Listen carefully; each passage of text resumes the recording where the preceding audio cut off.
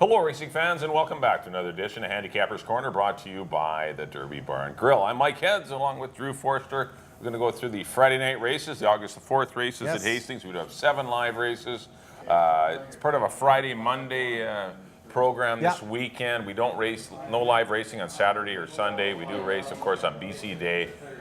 We have 10 races on BC Day. Yeah, very good. One non-wagering event, but still 9 other wagering events. Lots of stakes action on the BC Day program on August the 7th. First supposed to be 1:30. For 1:30 for the non-wagering event, which and a good card on the Friday night. Quick, I gotta say, quick happy birthday! Son Jack turns 5 on August 4th, so happy birthday out to great stallion here. Jack, yes, cool. Proven. I got one on the ground. 5 years ago. Cool. But they got big fields on the Friday night. Very good wagering card. Actually, all weekend it's been really good. It is a good entry card, and we just mentioned too. There was a carryover in the pick 6 of 3,600, and the late pick 4 is guaranteed $10,000 in the pool. So Friday Night Live starts in race 1. Yeah, let's jump right into it. $4,000 non-3 event for 3-and-up Colts and Geldings, going 6.5 furlongs. I landed on the 1 here, Mighty Mesa. I thought a very good second last time behind a good horse, crossed the line. He's in form right now. He's running very good. Went up to that 8 non-3. Yep. Just got beat a couple lengths by a very tough rock concert. Humphrey Ladd was in there as well. In for 4, as I mentioned. Cross the line got the better of him. He was well clear of the 3rd horse. I think Mighty Mesa now moves to the Anita Bolton barn. She's always been very good off the claim. Yep. Enrique Gonzalez sticks with. I got Mighty Mesa over Ebony Warrior in 2nd place. I thought a really good effort on Wiener Dog Day to get up and beat Requested Kiss, who came back to win.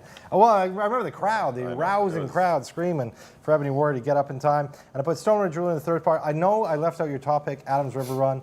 He's never been worse than 2nd, I know, but it just worries me. He's getting a very late start to his year. It's August already. He's making his first start, and that's what scared me off of him. I went 164.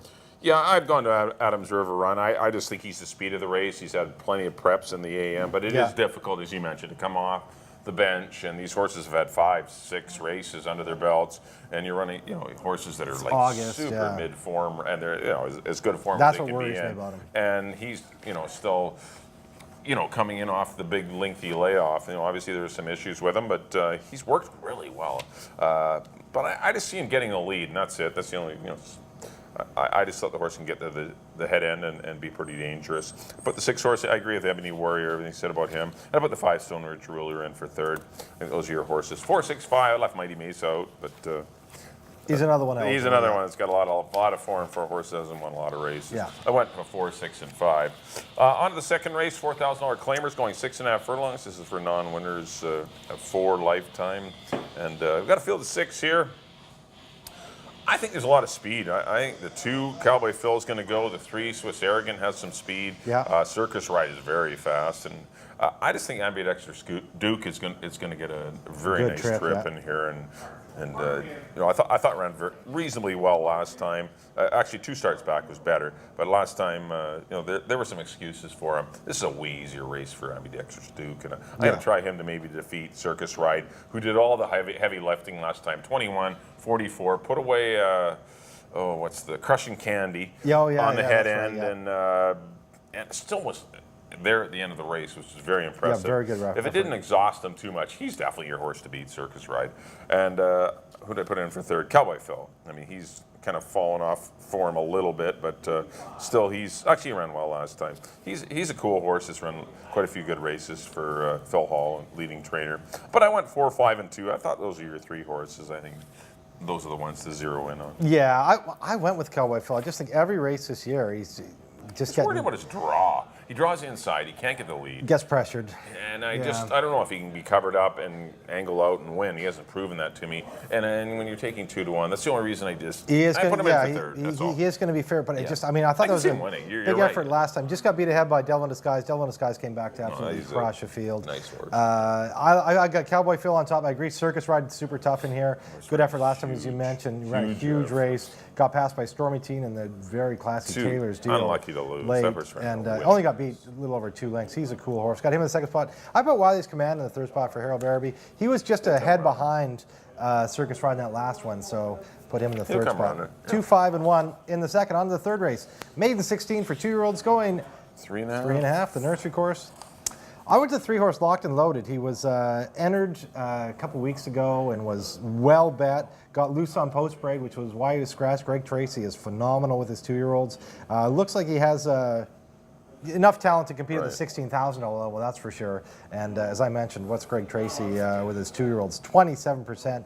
I'll take that. Locked and Loaded on top. Of a notice, Mark Clutchy, another guy does very well with his 2-year-olds. Another guy having a very strong meet is Mark Clutchy. Great meet. Yeah, 28%. What I deliver the DVDs like every couple of weeks. You see Mark a lot? I had a stack of DVDs to give to Mark Clutchy. It's a good sign for Mark. But a notice, Stefan Otis and CD, she was a filly around here that Glenn Todd actually had that could run a little bit. And I put Criminal Code, a horse that had to start in the maiden specialty category for a top trainer, Mike Anderson, a tough race. Take the high road, European, My Grayson. Now in for 16, he has to be respected. I have him in the third spot. 3, 1, and 4. Like, this is a race where it's tough to have a strong opinion. Take them all. But, I mean, I've chosen the horse. I hope he gets in, Aspired, on the outside for Anita Bolton. But this horse is, you know, I thought it was a very good first race. That was a very difficult race to come out of. Yeah. Enrique Gonzalez is scheduled to ride, and I just think this horse, with a scratch, there isn't any. Then he gets a great post. Because it's perfect to be on the outside. There, as of taping, there was no scratches in this race, but I've got him to win it. I put the 9-horse L'Orange for Dino Condolinos. Pretty impressed with the works. Pop Artist was very quick. Yeah. He was a neat horse in the Swift Thoroughbred colors.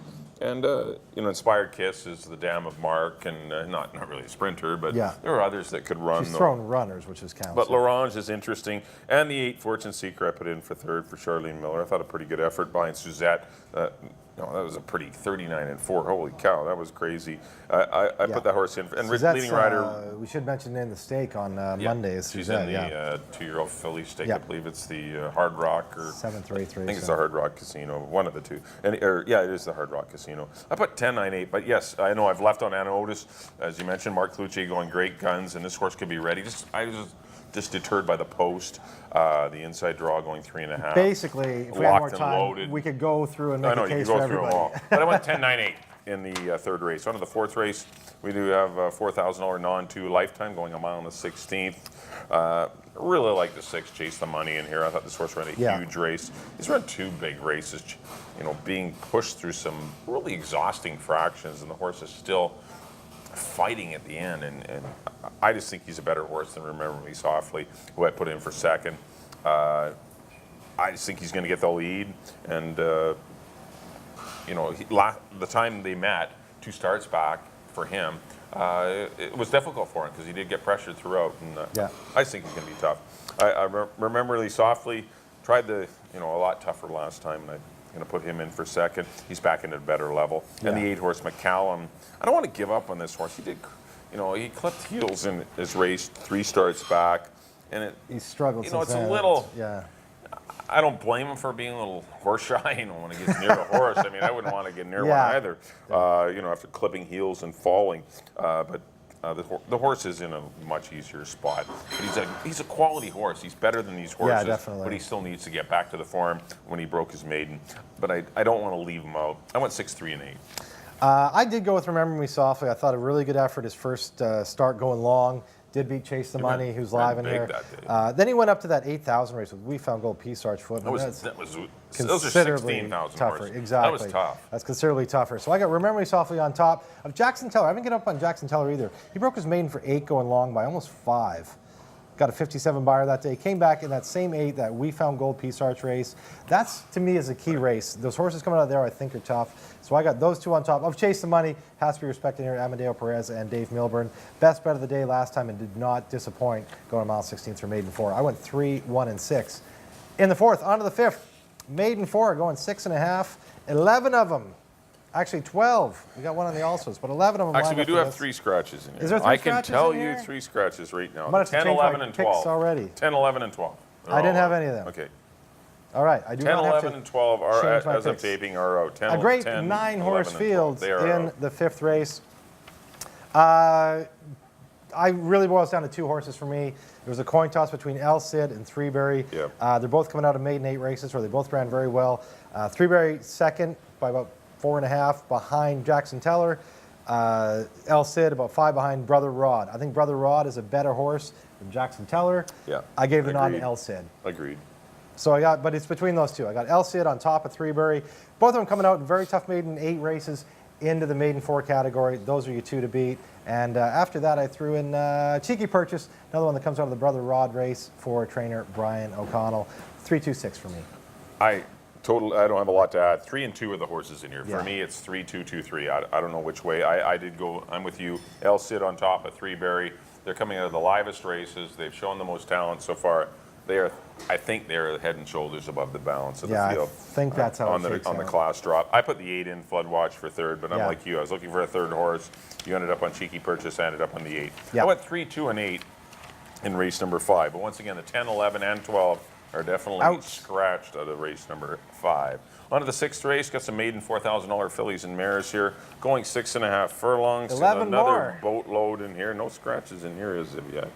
I'm going to go back to my old friend, number 1, Miss Napoli. Yeah. Richard Hamill does stick for Anita Bolton, and one of these days this filly will break through. I thought an okay trip last time, but still, I think Richard will give her a pretty clever ride and get into a good spot early and be pretty dangerous. Before Swagger Cat, another good effort last time. Yeah. She's dangerous. I put the 11 oh so quick in for third. The draw is the only thing that didn't make me pick her on top. I mean, it's just going to be a little difficult from post 11. Yeah. And that's the only reason I don't have it 11-1-4.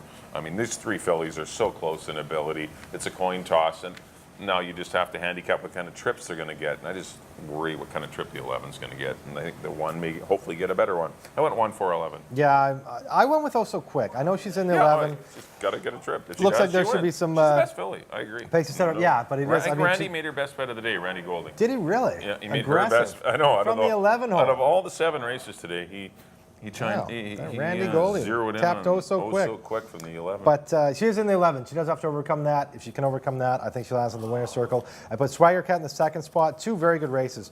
Just beat a neck by Such a Bargain, who came back to win her non-2. Last time beat a length by Halloween Queen, ahead of Oh So Quick. Those 2 were pretty even. And I left out Miss Napoli. I threw in Alder Glory. Last time she ran in a She's all right. sprint Yeah. race. Yep. Was third behind That's It, Song and Dance Girl, got a 43 buyer, which is pretty high in this field. She's tried going long twice. First time she went long, only got beat ahead by Holly Hollywood. Last time, throw that race out for maiden 8. Back in for maiden 4 for Christina Mann. Don't mind Alder Glory in here. 11, 4, and 10 for me in the 6th. On to the nightcap. Nice $16,000 event Yeah, good for race. older boys. 7 of them. I went to Burnham. I thought he had a brutal trip last time at the $16,000 level. Got pinched out early. Was wide. Just an absolute disaster. I thought he was coming into a really good race.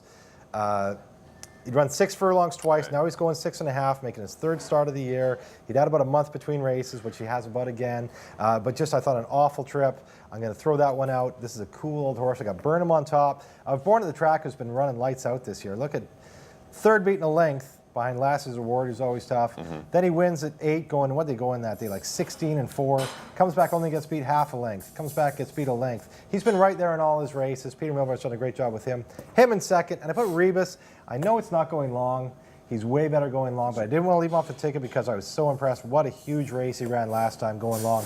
Went to the lead, fought everybody off, got a 77 buyer. Goes back to a sprint. Mark's numbers from route to a sprint are decent. He just ran too good a race. I didn't want to leave him off because it's sprinting. I did. So And I picked him last time. Yeah, I At know, 8 to 1. because love I know him, it's sprinting, but I didn't want to leave him off. 2-7-1. Yeah.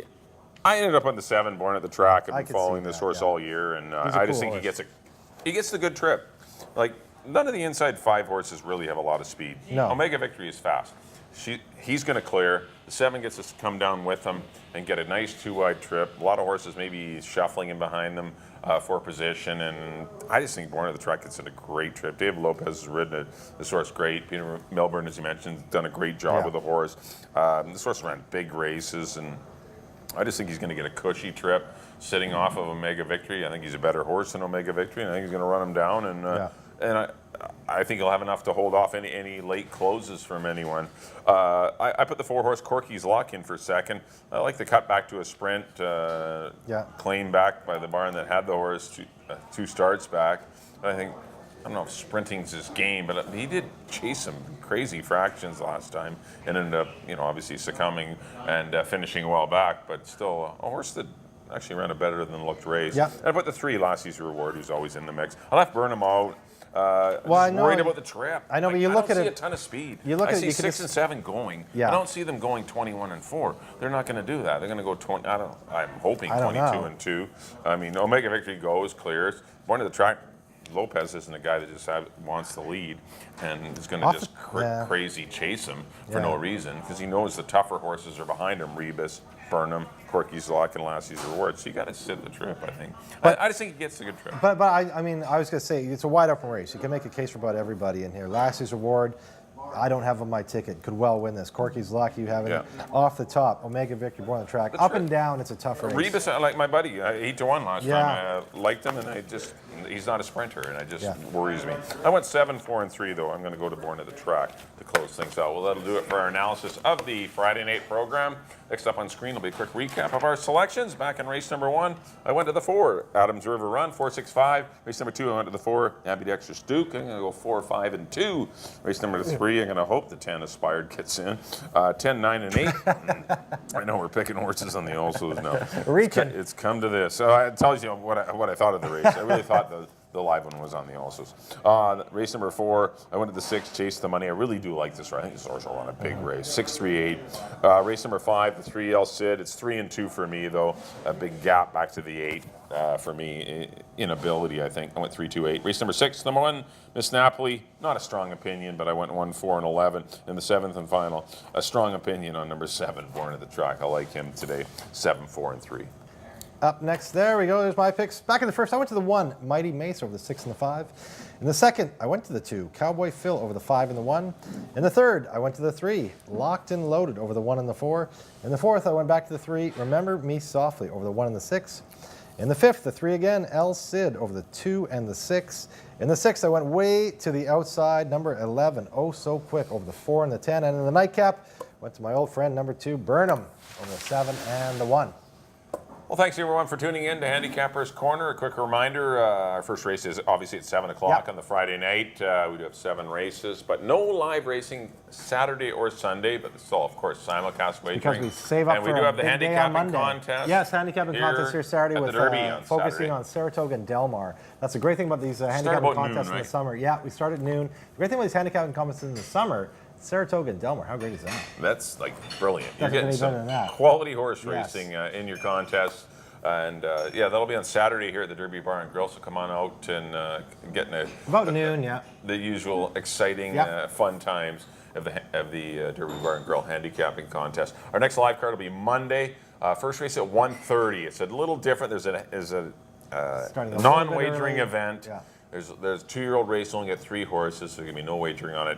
But it will start at 1:30. If you want to come on and watch a non-wagering event.